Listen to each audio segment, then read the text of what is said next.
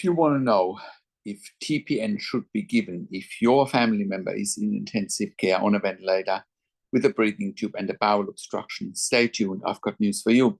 Today I have an email from Annika who says, "Hi Patrick, my mother is in intensive care on a ventilator with a breathing tube for a bowel obstruction and no nasogastric tube feeds have been given so far. Should she have TPN instead?" Well, the short answer is yes. And by the way, my name is Patrick Hutzel from intensivecarehotline.com, and this is another quick tip for families in intensive care. So when someone is in intensive care with a bowel obstruction and they're operating on that bowel obstruction, or even if it's managed conservatively, most of the time nasogastric tube feeds are not an option, or if someone has a PEG tube feeds are not an option for a bowel obstruction. So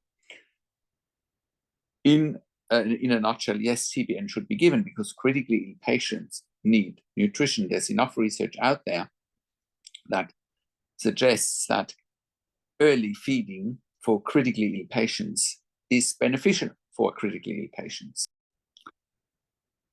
And therefore, survival rates go up and mortality rates go down, right?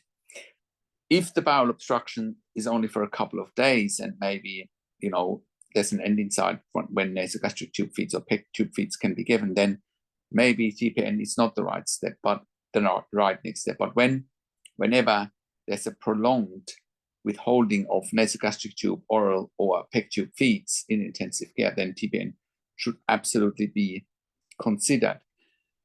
Some voices might comment here and might say, oh, well, there's a risk of infection for TPN, or if TPN is given.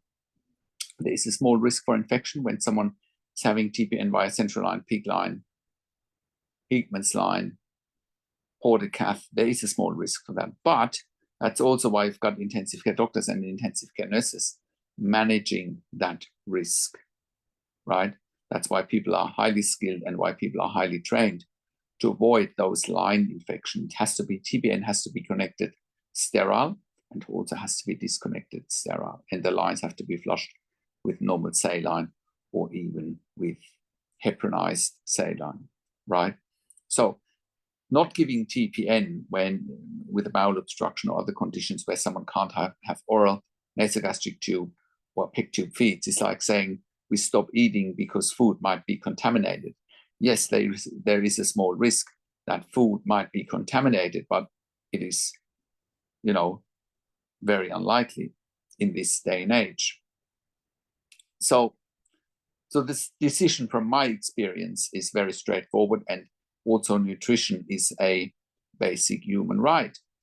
So for someone to say, oh, well, you can't have TPN whilst withholding PEG tube feed, nasogastric tube feeds or oral feeds is basically denying a basic human right, and people could die because of it. And that, in my mind, would be a criminal act, right? So I have worked in critical care nursing for 25 years in 3 different countries, where I worked as a nurse manager for over 5 years. And I've been consulting and advocating for families in intensive care since 2013 here at intensivecarehotline.com. And I can very confidently say that we have saved many lives for our clients in intensive care. You can verify that on our testimonial section at intensivecarehotline.com, or you can verify it on our intensivecarehotline.com podcast section, where we've done client interviews. And I know that our advice here is absolutely life-changing. And again, you can verify that on our testimonial section and on our podcast section, right? And you can join a growing number of clients and members that we have helped over the years, hundreds and hundreds of them all over the world, right? By reviewing medical records, by talking to doctors and nurses directly, by asking all the hard questions, and by holding doctors and nurses accountable, right? By writing complaints letters to hospitals and always been successful with that, by having been in many family meetings with our clients, with intensive care teams, advocating for them in family meetings. So, we are here to achieve results. And you can join us as well, getting results with our help. And that's why I do one-on-one consulting and advocacy over the phone, Zoom, Skype, WhatsApp, whichever medium works best for you. And I talk to you and your families directly.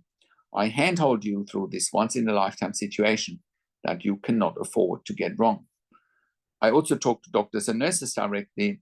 And when I talk to doctors and nurses directly on your behalf or with you on a three-way call, I ask all the questions that you have not even considered asking, but must be asked when you have a loved one critically ill in intensive care.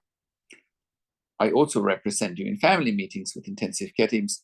We also do medical record reviews in real time so that you can get a second opinion in real time. We also do medical record reviews after intensive care if you have unanswered questions, if you need closure, or if you are suspecting medical negligence. And all of that you get at intensivecare.hotline.com. Call us on one of the numbers on the top of our website, or simply send us an email to support@intensivecare.hotline.com with your questions. We also have a membership for families of critically ill patients in intensive care. And you can become a member if you go to intensivecare.hotline.com, if you click on the membership link, or if you go to intensivecaresupport.org directly. In the membership, you have access to me and my team 24 hours a day in the membership area and via email, and we answer all questions intensive care related. In the membership, you also have exclusive access to 21 ebooks and 21 videos that I've personally written and recorded that will help you to make informed decisions, have peace of mind, control, power, influence, so that your loved one gets best care and treatment always, and you make informed decisions, have peace of mind, control, power, and influence. And all of that you get at intensivecare.hotline.com.